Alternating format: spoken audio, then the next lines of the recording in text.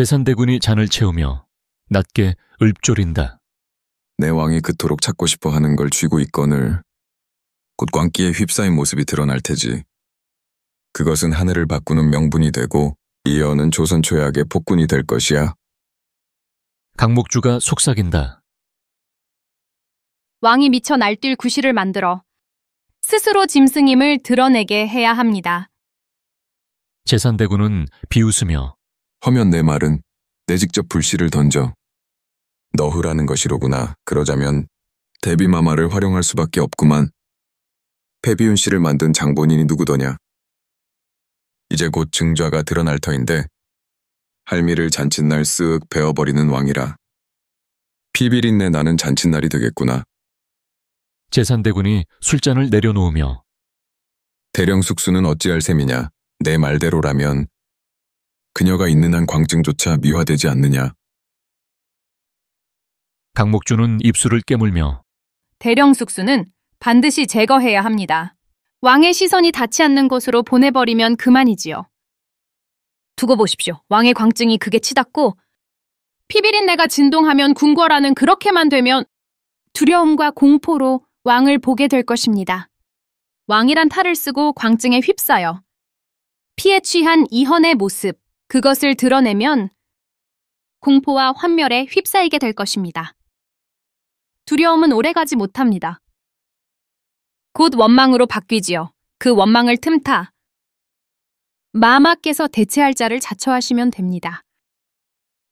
제산대군은 잔을 비우며 허허, 과인이야말로 백성을 어루만질 왕이다. 짐승 같은 이 형과는 다르지. 과인이 왕좌에 오르면 백성은 안도할 것이다. 강목주는 조심스럽게 마마. 허나 잊지 마셔야 합니다. 짐승은 짐승답게 몰아붙여야 합니다. 짐승이 제 발로 미쳐 날뛰게끔 무대를 만들어야 합니다. 그가 분노를 억누르지 못해 검을 뽑는 순간 그날로 그는 왕이 아니라 미친 광군이 됩니다. 그를 진정시켜줄 대령숙수마저 곁에 없다면 이헌은 더더욱 빨리 무너질 것입니다. 그년을 없애는 일은 제게 맡겨주십시오. 제산대군의 웃음소리가 메아리치고 강목주의 눈빛은 붉게 번뜩인다. 횃불이 벽에 불길한 그림자를 들이운다. 사방은 정적이지만 이헌의 숨소리는 거칠고 불규칙하다. 그의 손에는 오래된 보자기가 들려있다. 떨리는 손끝으로 매듭을 풀자 안에서 피가 굳어 검붉게 얼룩진 적삼이 드러난다. 이헌은 떨리는 목소리로 어머니, 그의 손에 옷자락을 쥐자 붉은 핏발이 스민다. 어린 날 내 귀에 스며든 피와 울음의 냄새다. 그는 적삼을 끌어안으며 무릎 꿇는다. 피에 번진 천을 얼굴에 대고 마치 숨을 들이마시듯 깊게 들이킨다. 이헌은 광기에 젖은 눈빛으로 피 속에서 왕좌에 앉은 자식, 내 어미가 피를 토하며 쓰러질 때 나는 울지도 못했다. 몰래 숨어서 짐승처럼 울부짖었다. 그의 소나기가 옷을 찢어내듯 움켜쥔다. 손끝에서 피먼지가 흩날린다. 지영은 눈물 어린 목소리로 제발, 제발 피 묻은 어머니의 옷에 매이지 마세요. 전하. 그러자 갑자기 이헌은 칼을 뽑아 적삼 위에 내려친다. 천조각이 갈라지며 피 자국이 흩날린다. 지영은 비명을 지르며 전하, 안 됩니다. 저를 믿고 칼을 내려놓으세요, 제발. 전하의 이름을 지키리는 오직 전하 자신뿐이라고요. 이헌의 눈빛이 잠시 흔들린다. 그러나 곧 피 묻은 적삼에서 새어나온 기억이 그를 다시 짓누른다. 그 피는 전하의 죄가 아닙니다. 전하를 괴롭히려는 자들의 계략일 뿐이라고요.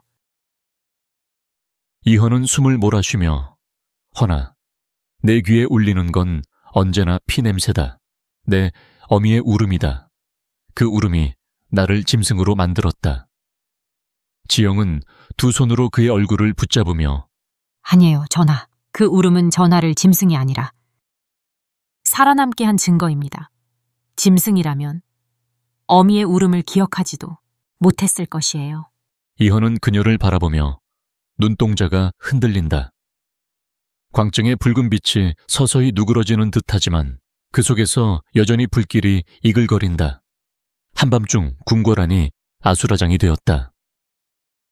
피비린내가 복도마다 진동하고 쓰러진 시위군들의 신음이 가득하다. 횃불이 벽화를 핏빛으로 비추며 불길처럼 흔들린다. 궁궐의 회랑마다 자객과 군사들이 뒤엉켜 칼을 주고받았다. 피가 벽에 튀어 마치 그림처럼 얼룩지고 쓰러진 시위군들의 목에서 흘러나온 선혈은 돌바닥을 타고 강처럼 흘렀다. 제산대군이 칼을 들며 소리친다. 왕좌는 더럽혀졌다. 짐승이 앉은 자리에 백성이 울부짖는다. 오늘 조선의 하늘이 바뀐다. 군사들은 피를 튀기며 궁궐의 문을 차례로 무너뜨린다. 궁녀들이 비명을 지르며 도망치지만 길목마다 피가 번져 옷자락이 붉게 물든다. 근정전의 문이 열리며 이헌이 군사를 대동하고 모습을 드러낸다. 눈빛은 차갑고 검은 도포 자락이 바람에 휘날린다. 형님, 그 입으로 과인을 짐승이라 부르는가? 허나 오늘 과인이 그대의 거짓을 만천에 드러내리라. 제산대군은 비웃듯 검을 높이 들어올린다. 동생아, 왕좌란 힘으로 지키는 것이다.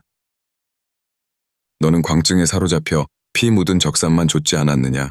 오늘 내 허망한 집착이 끝나는 날이다. 양쪽 군사들이 긴장하며 칼을 움켜쥔다. 그때 지영이 숨가쁘게 달려나와 이헌 앞을 막아선다. 전하, 제발요. 피로써 답하지 마세요. 제산대군이 원하는 건 전하의 분노와 전하의 광증이라고요. 그 틈을 빌어 야비하게 전하를 폭군이라 부르고 자리를 찬탈하려고 하는 거잖아요. 이헌이 숨을 거칠게 내쉬며 허나 내 손으로 베지 않는다면 이 반란은 진압되지 않는다.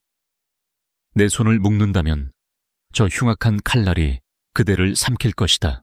지영이 눈물에 젖어 그래도 안 돼요. 칼이 아니라 왕의 뜻으로 이 반정을 제압하셔야 합니다. 제발. 지금 전하의 손이 또다시 피를 가른다면 후세는 전하를 왕이 아니라 폭군이라 부를 것이라고요.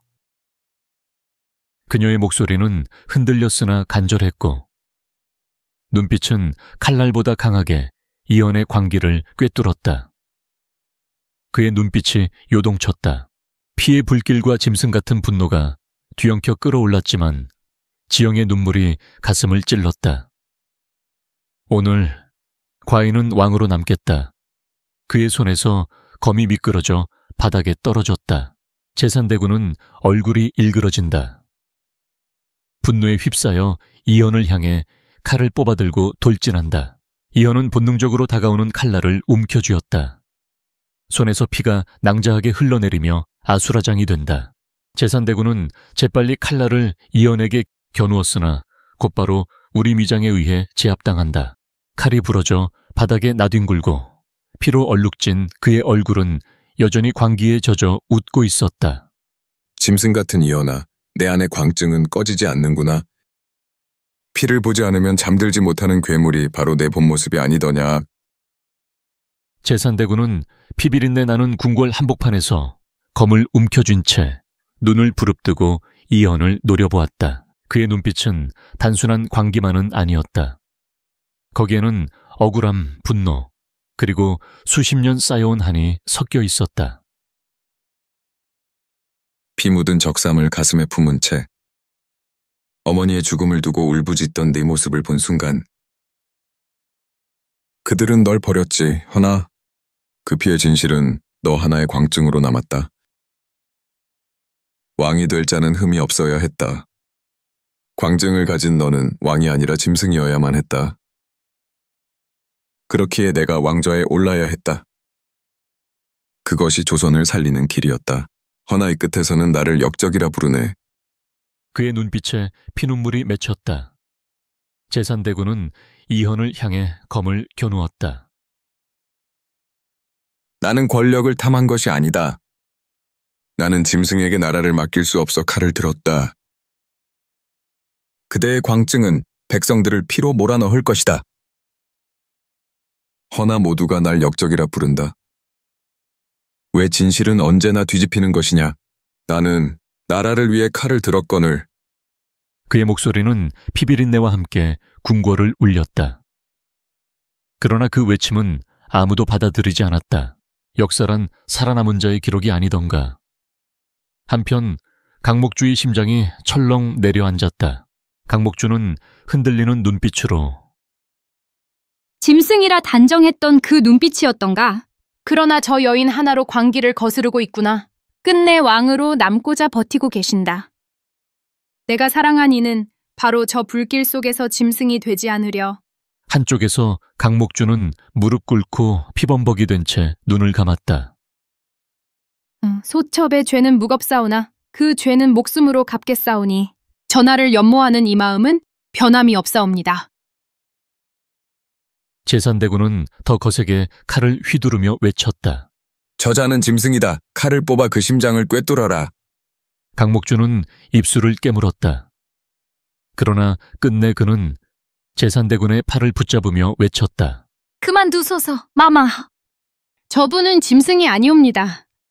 핏빛 속에서도 짐승이 되지 않으려 발버둥 치시는 왕이시옵니다. 제산대군은 분노에 차 그녀를 거칠게 밀쳐냈다. 내년마저 배신하느냐.